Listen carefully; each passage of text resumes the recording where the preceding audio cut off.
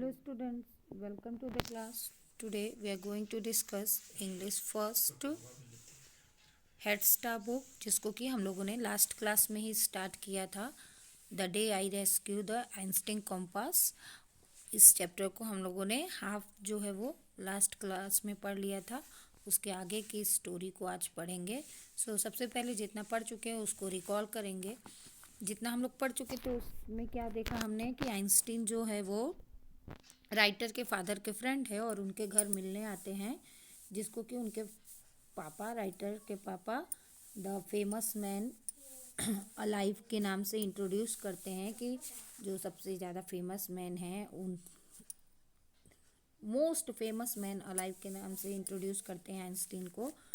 और आइंस्टीन उनसे जोक भी करते हैं कि जब मैं 5 साल पहले आया था तो आपके पापा ने आपको समझाया था कि मैं जो हूँ वो खाता नहीं हूँ, काटता नहीं हूँ, और मैं क्योंकि मैं आपके फादर का बहुत ही अच्छा फ्रेंड हूँ तो मैं आज आपको श्योर करता हूँ कि मैं अब भी किसी को काटता नहीं हूँ। ऐसे करके जोक करते हैं। फिर उनसे पूछते हैं कि और बताइए कैसे हैं। फॉर्मल इंट्रोडक्शन होता है, उनके पेरेंट्स उनकी तरफ देखते हैं और फिर बोलते हैं कि चलिए काम की बात करते हैं। मैंने सुना है आपके पास बोर्ड है, आप बोर्डिंग करते हैं।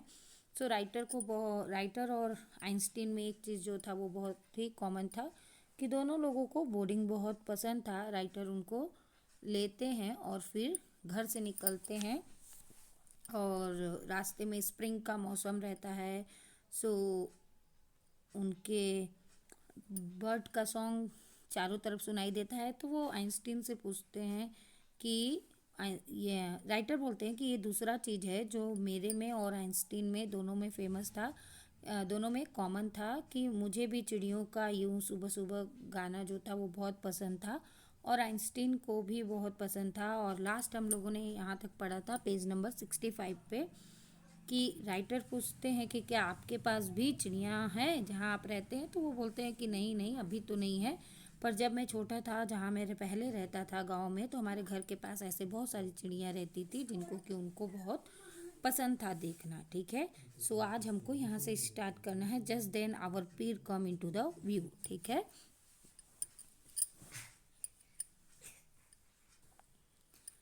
चलिए स्टार्ट करते हैं।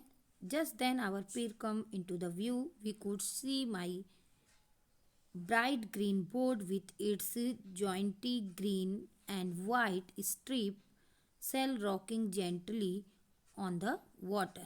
और पीर क्या होता है? वहाँ से जहाँ से बोट पे चढ़ने के लिए ऐसे जगह बना रहता है नदी किनारे, तो उसको ही पीर कहते हैं। तब तक उनका बोट पे चढ़ने वाला जगह आ जाता है। वो लोग जो हैं उनका ग्रीन कलर का जो बोर्ड रहता है उस पे ग्रीन और वाइट रंग के स्ट्रिप लगे रहते हैं। स्ट्रिप मीन्स कि इनका ऐसा नॉर्मल बोर्ड नहीं था जैसा हम लोग बोर्ड देखते हैं। इनका बोर्ड आप पिक्चर में अगर देख पा रहे हों आपके पेज नंबर 65 में बुक में दिया है। ये आपको दिख रहा है ना, वाइट और ग्रीन। यहाँ पे देखिए वाइट है और ग्रीन है, ऐसे कपड़ा लगा हुआ, ऐसा जैसा मूवी में बोर्ड दिखाता है वैसा बोर्ड है। तो उस पर एक वाइट कपड़ा बड़ा सा था जिसपे वाइट और ग्रीन स्ट्रिप लगा था, जिसको कि बोर्ड को हवा से डायरेक्शन चेंज करने के लिए यूज़ किया जाता है। उनको अपना बोर्ड दिख जाता है basically. What have you named your boat? What have you named your boat? Herr Einstein ask. Herr क्या है? जैसे हम लोग मिसेस यूज करते हैं ना, ऐसे ही वहाँ पे हर आइंस्टीन ना। तो वो आइंस्टीन उनसे पूछते हैं कि अच्छा तुमने अपने बोट का क्या नाम दिया है?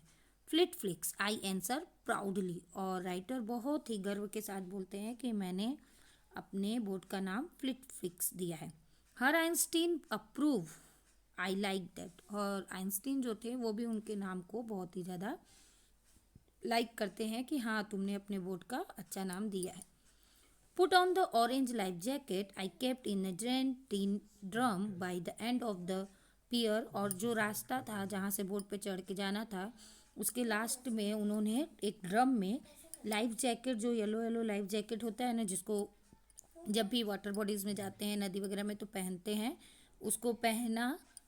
Then I stepped into the boat. My crew of one untied the rope, coiled it up and come abroad। और फिर बोलते हैं कि फिर हम लोग बोट में चले गए। माई क्रू यानी कि कोई एक आदमी, उनका मेंबर जो था, बोट को बांध के रखा जाता है ना, तो उसका जो रस्सी था उसको खोल देते हैं। He took over the tiller and I held the seat. Seat देखिए यहाँ पे कपड़ा वाला नहीं, यहाँ पे वो सीट है जो बोर्ड में लगा रहता है, ठीक है। यहाँ पे पिक्चर पे मैं नहीं दिखा पा रही हूँ, पर आपके बुक में पेज नंबर 65 पे बोर्ड का पूरा स्ट्रक्चर दिया है। वो कपड़ा जो वाइट और ग्रीन कलर का था लगा रहता है, जिसको घुमा के डायरेक्शन दिया जाता है बोर्ड को, ठीक है। तो उसको वो देखते हैं और मीन्स कि बेसिकली वो बोटिंग करने के लिए, डायरेक्शन चेक करने के लिए बैठ जाते हैं। वी वेंट ऑफ, और वो लोग चले जाते हैं। There was an easy breeze, वहाँ पे बहुत ही अच्छी हवाएं थी। We follow the shoreline, वो लोग धीरे धीरे किनारे से होते हुए चले जाते हैं। The cloud were pink cotton puff and the sky was as blue as my mother eyes. और बोलते हैं बादल जो था वो बहुत ही पिंक पिंक, बहुत ही अच्छा था, और पूरा जो आसमान था इतना ब्राइट था जितना कि मेरी मदर की आँख था, ब्लू ब्लू ब्लू एकदम स्काई था। I decided that this was the perfect time to ask my question, और मैंने डिसाइड किया कि ये एकदम बढ़िया टाइम है, सही टाइम है मुझे मेरा क्वेश्चन पूछने का। I would been I have been thinking about to even since I had walk into the living room I took a deep breath. और बोल रहे हैं कि जो क्वेश्चन मैं तब से पूछ रहा हूँ जब मैं लिविंग रूम में आया था, मीन्स जब से वो आइंस्टीन से मिले थे तब से एक प्रश्न पूछ रहे थे, और वो डिसाइड करते हैं कि यही एकदम परफेक्ट टाइम है उनसे ये क्वेश्चन पूछने का।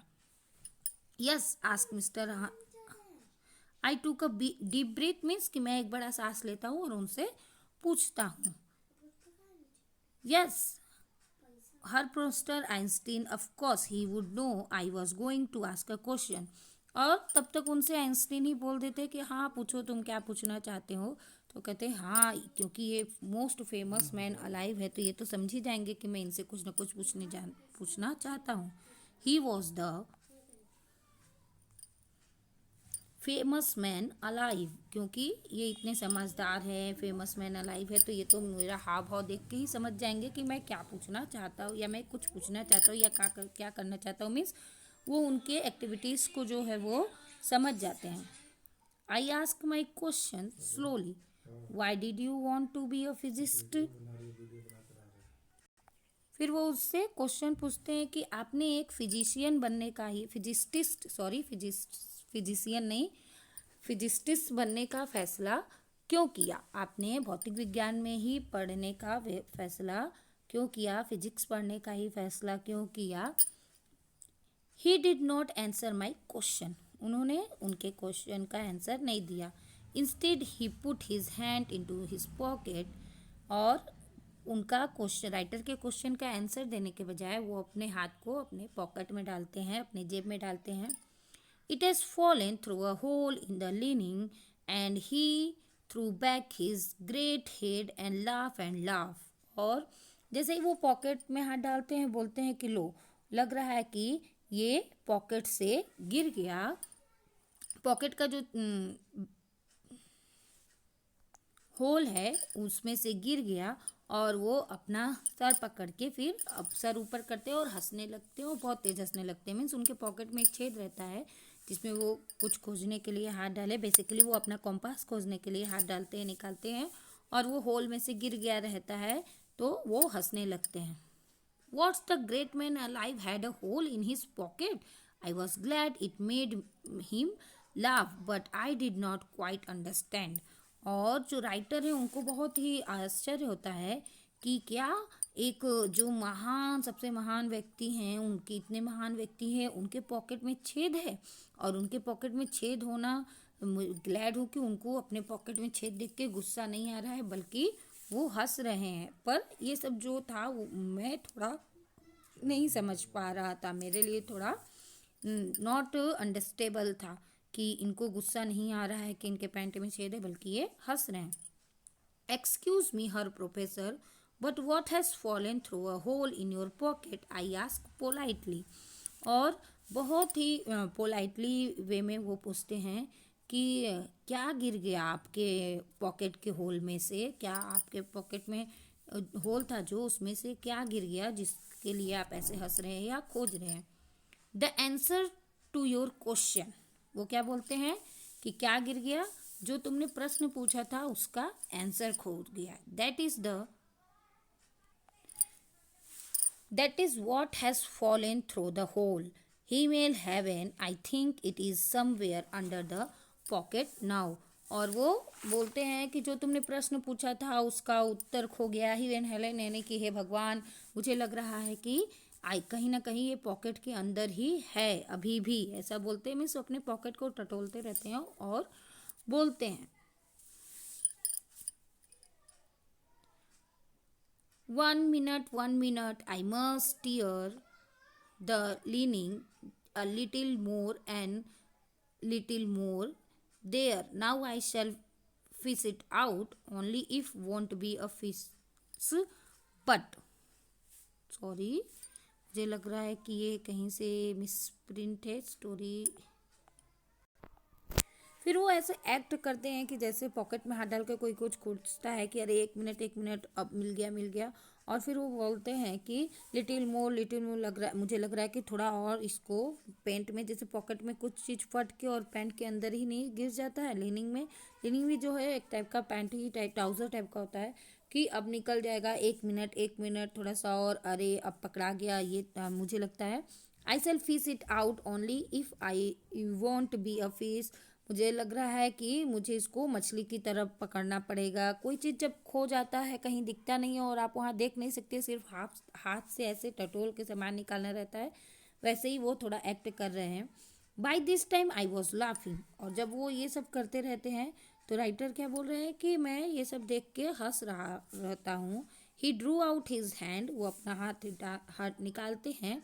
Between his finger there was a compass, और जब वो अपना हाथ निकालते हैं तो उसमें क्या रहता है, उनकी उंगलियों के बीच में एक कॉम्पास रहता है।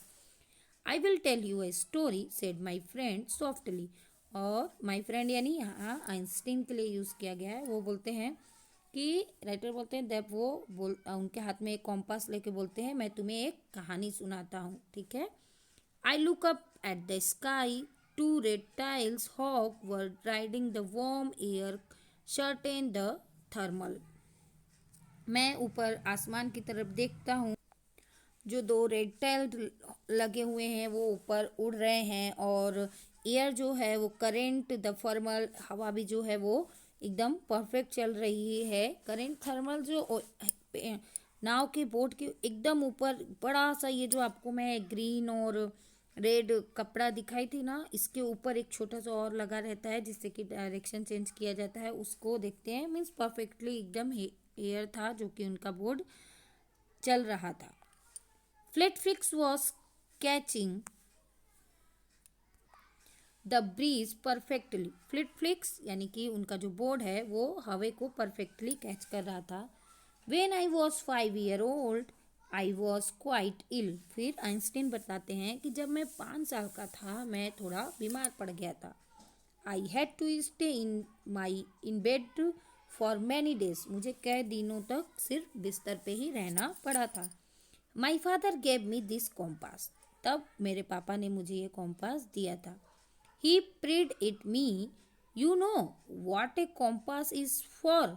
Of course I nodded. और प्रीडेज मीन्स कि ऐसे अपना नज़र मेरे पे डालते हुए वो बोलते हैं, मुझसे पूछते हैं क्या तुम जानते हो कि कॉम्पास किस लिए होता है। और मैं नोडेड यानी सर हिला के बोलता हूँ, हाँ ऑफ कोर्स मैं तो जानूंगा हुई। गुड, ही कंटिन्यू। फिर वो आगे बोलते हैं कि अच्छा है, बात है कि तुमको पता है। It was the first compass I had ever seen. मैं ये पहला कॉम्पास है जिसको मैंने कभी देखा था। There was the needle under the glass all alone pointing north, no matter which I was turn the compass.